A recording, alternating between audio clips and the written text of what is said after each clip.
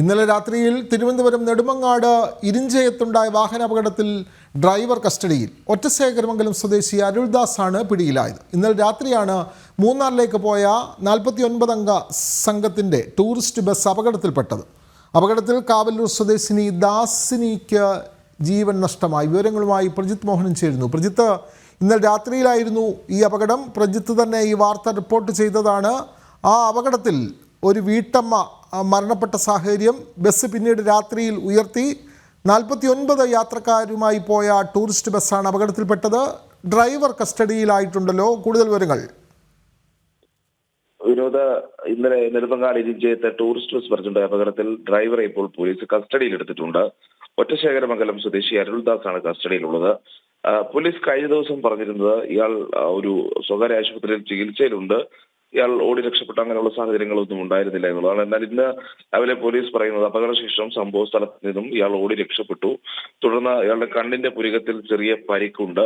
കാട്ടാക്കടയിലെ ഒരു സ്വകാര്യ ആശുപത്രിയിൽ ചികിത്സ തേടിയ ശേഷം സുഹൃത്തിന്റെ വീട്ടിൽ അഭയം തേടിയെന്നാണ് പോലീസ് പറയുന്നത്. തുടർന്ന് വിവരമറിഞ്ഞ നെടുമങ്ങാട് പോലീസ് ഡ്രൈവറെ കസ്റ്റഡിയിലെടുത്തു എന്നും ഇപ്പോൾ പോലീസ് സ്റ്റേഷനിൽ നിന്നും പറയുന്നുണ്ട്. എന്തായാലും ചെറിയ വ്യത്യാസങ്ങളുണ്ടായാലും ഇന്നിപ്പോൾ ഡ്രൈവർ കസ്റ്റഡിയിലാണ് എന്നുള്ളതാണ് പറയുന്നത്.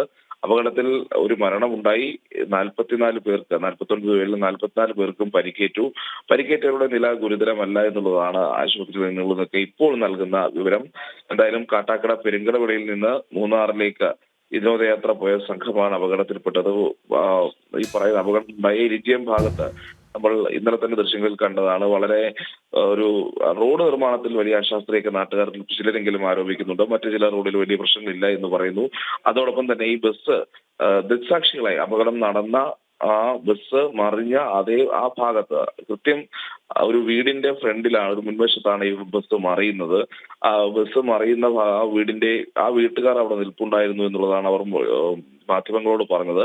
അവർ പറയുന്നത് വാഹനം അമിത വേഗത്തിൽ വന്ന് പെട്ടെന്ന് തിരിയാനുള്ള ഒരു ശ്രമത്തിനിടയിൽ വാഹനം നിയന്ത്രണം വിട്ട് മറിയുകയായിരുന്നു. തുടർന്ന് ഓടയിലേക്ക് ഇടിച്ച് ഓടയുടെ ഒരു ഭാഗത്തേക്ക് തുറന്നു കിടന്നൊരു സ്ലാബിനകത്തേക്ക് ഈ വാഹനം തെന്നി കയറുകയും അവിടെ ടയറുകൾക്ക് ഇടിച്ചു കയറുന്ന ഒരു അപകടമാണ്. അങ്ങനെയാണ് ബസ് മറിഞ്ഞു വീഴുന്നത് എന്നുള്ളതാണ് ആ അപകടം കണ്ടുകൊണ്ടിരുന്ന ആളുകൾ പറയുന്നത്.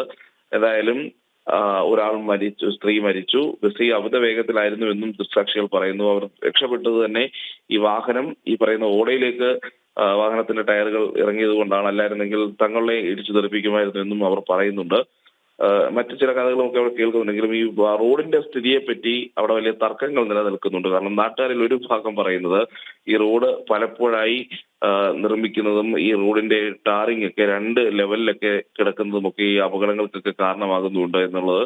മറ്റു ചിലർ പറയുന്നു റോഡിന് കുഴപ്പമില്ല എന്നുള്ളത്. കഴിഞ്ഞ ദിവസവും അവിടെ ഈ ചില രാഷ്ട്രീയ പാർട്ടികളൊക്കെ തിരിഞ്ഞ് ഒരു തമ്മിൽ തർക്കമുണ്ടാകുന്നതും ബഹളങ്ങൾ ഉണ്ടാകുന്നതും ചെറിയ ഉന്തും തള്ളുമൊക്കെ ഉണ്ടാകുന്ന കാഴ്ചയെ നമ്മൾ കഴിഞ്ഞ ദിവസം കണ്ടതാണ്. വളരെ വ്യക്തമാണ് പ്രജിത്ത് മോഹൻ. തിരുവനന്തപുരം നെടുമങ്ങാട് ഇരിഞ്ചയത്താണ് ഇന്നലെ രാത്രി ടൂറിസ്റ്റ് ബസ് അപകടത്തിൽപ്പെടുന്നത്.